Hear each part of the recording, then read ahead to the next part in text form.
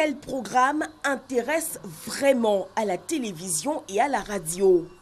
Les réponses à cette question se trouvent dans l'audimat des médias audiovisuels. Mais pour que ces mesures soient fiables, il faut des outils efficaces. C'est l'essence de la table ronde organisée ce mercredi par la ACA. On avait 3 thématiques, l'enjeu des études d'audience, la question de méthodologie et la question du financement, qui est une question importante. Je pense qu'à l'issue des travaux, nous pouvons dire qu'il y a eu une grande satisfaction, mais c'est maintenant que le travail commence. Une initiative saluée par les agences conseil qui y voient une façon de travailler plus efficacement. Confiance, transparence, professionnalisation aussi du secteur, parce qu'une fois qu'on a la mesure de l'audience, il faut aussi savoir s'en servir. Donc ça crée des emplois. Donc c'est un cercle très vertueux, n'est-ce pas? Puisque quand la publicité va bien, la consommation va bien et l'activité économique va bien. Mais ce sont les populations qui gagnent le plus dans un espace qui se libéralise. Ce matin, le Conseil des ministres a adopté 2 textes fixant le démarrage effectif de la libéralisation. Dans quelques jours donc, de nouveaux bouquets satellitaires devraient être autorisés. Les outils de mesure de l'audience aideront à renforcer la qualité des offres de programmes. L'objectif, c'est quand même de satisfaire les populations. Donc si les populations, de manière prolongée, indiquent qu'elles ne sont pas satisfaites par un programme, il est de notre responsabilité de remplacer ce programme par quelque chose qui plaît plus aux Ivoiriens. Je rappelle que les Ivoiriens payent tous les mois à travers leur facture d'électricité une partie, pas la totalité, mais une partie quand même non négligeable du financement de la RTI. Donc nous leur devons un service de qualité. S'agissant du financement, qui coûte cher pour ces études, le président de la ACA, Ibrahim Sissavané, se veut rassurant. Je peux vous dire que le financement ne sera pas la principale contrainte. Ce qu'il nous faut, c'est l'engagement et l'intérêt de toutes les parties prenantes. Au terme de la journée, la haute autorité se veut pragmatique. Une ligne conductrice de 3 étapes est annoncée. En premier point, mettre en place une plateforme multipartite qui facilitera la conduite du projet. Deuxièmement, rédiger un cahier de charges situant le cadre général de l'étude ainsi que sa méthodologie. Et enfin, lancer l'appel d'offres en vue de la réalisation du dit projet.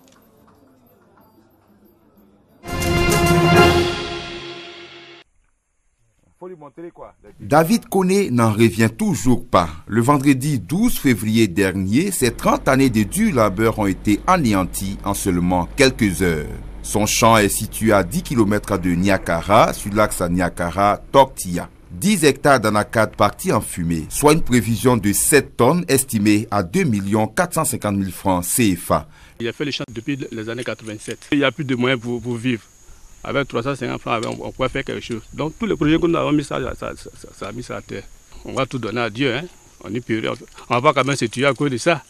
À Kofisioka, dans la sous-préfecture de Timbé, le feu a également fait de nombreuses victimes. Parmi elles, le jeune Koné Ghislain qui vient de perdre 12 hectares de cajou. Tout est brûlé. Là même, la cabane même, tout est brûlé. À cause des bœufs, des dégâts de bœufs, on n'arrive plus à cultiver l'igname, maïs, ni riz.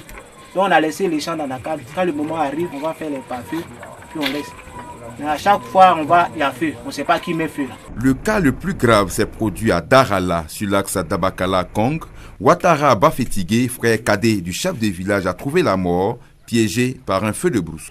Il y avait un feu de brousse dans la forêt derrière le village ici. Arrivé dans la forêt, le feu lui a encerclé. Il n'a pas eu autre solution pour pouvoir s'en sortir. Et il est grimpé dans l'arbre. Au moment où ça lui brûlait, tu voyais le feu comme un volcan. Âgé de 33 ans, Ouattara Bafetigé laisse derrière lui 2 veuves et 12 orphelins. En somme, ce sont plus de 100 hectares de plantations détruites par le feu depuis janvier dans le Hambol, de quoi inquiéter les responsables de la filière.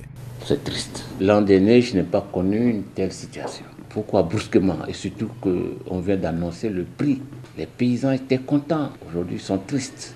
Je crains fort que ça impacte négativement sur la production de cette année.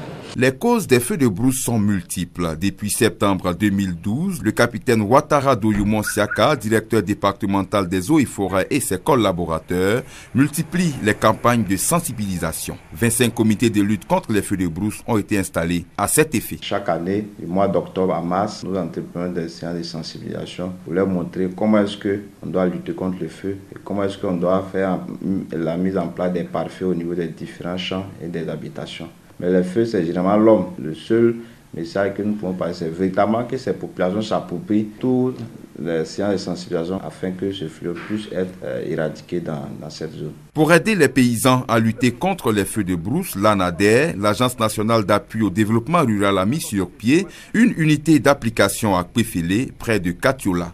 C'est une exploitation de 50 hectares appartenant à un producteur de cajou qui respecte les consignes des conseillers agricoles. On a abattu d'abord les arbres pendant les premières positions et maintenant on a répliqué les bois pour faire ça en ligne, 10 mètres carrés.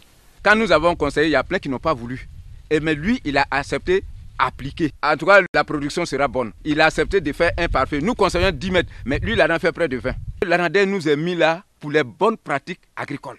C'est pour qu'eux-mêmes gagnent, pour éviter les feux de brousse. La région du Hambol compte 417 000 habitants, dont 117 000 agriculteurs. Selon le recensement de 2014, cette région a produit l'an dernier 77 000 tonnes de noix de cajou, soit plus de 10% de la production nationale qui, elle, s'élève à 702 000 tonnes. Une production record qui permet à la Côte d'Ivoire de devenir premier producteur mondial.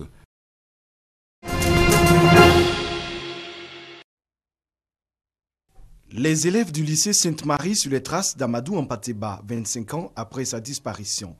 En leur ouvrant les portes de la fondation de l'auteur du Petit Boudiel, les héritiers de ce érudit africain ont un objectif clair: semer dans l'esprit de ces jeunes filles les idées de vieillard afin qu'elles ne périssent point, comme aimait à le dire Hampâté-Bâ lui-même.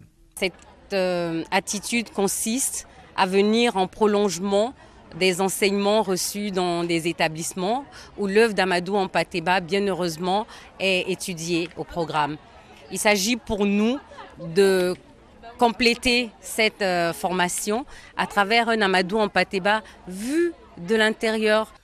Exposé sur la vie et les œuvres de l'homme, projection de films, lecture de la lettre à la jeunesse, bref, en 3 heures de temps, un bilan utile de la vie de cette figure de proue de la culture africaine et universelle a été dévoilé aux visiteurs. M. Hampâté-Bâ a été quelqu'un qui a toujours lutté pour que la jeunesse africaine puisse avoir un beau lendemain. Il a toujours prodigué des conseils afin que nous soyons des leaders de demain. Quand on achète les œuvres, on a juste un briefing sur la vie de l'auteur, mais là, franchement, je me rends compte que c'est un grand homme. Cette rencontre marque le début des festivités de la commémoration des 25 ans d'anniversaire du décès de l'homme. Elle est aussi le lancement du concours dénommé « Réponse à la lettre de Amadou Hampâté-Bâ ».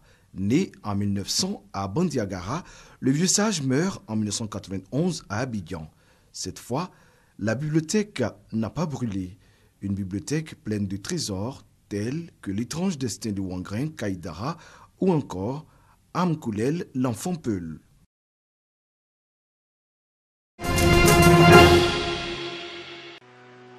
L'OMS s'inquiète. La maladie à virus Zika s'étend en Amérique latine.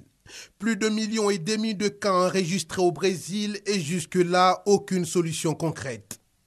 Margaret Chan, directrice générale de l'Organisation mondiale de la santé, s'est rendue ce mardi au Brésil, le pays le plus touché par la maladie. Après des rencontres avec le gouvernement, Margaret Chan a déclaré que la lutte contre le virus Zika sera un long chemin. Le virus Zika est très compliqué, très tenace, très difficile, tout comme l'est le moustique Aedes aegypti.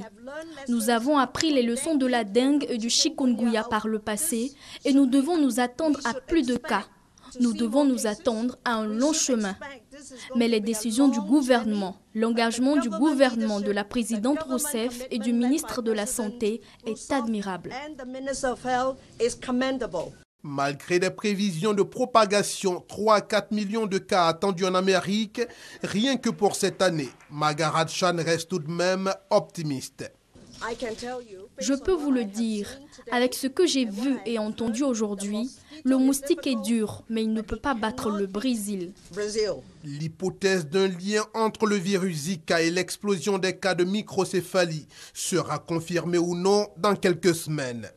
Des soupçons de l'effet du pyriproxyphène, un insecticide destiné à lutter contre la prolifération du moustique tigre, sont également évoqués. Mais d'ici là, des essais cliniques à grande échelle de vaccins devraient débuter au moins avant juillet 2017 selon l'OMS.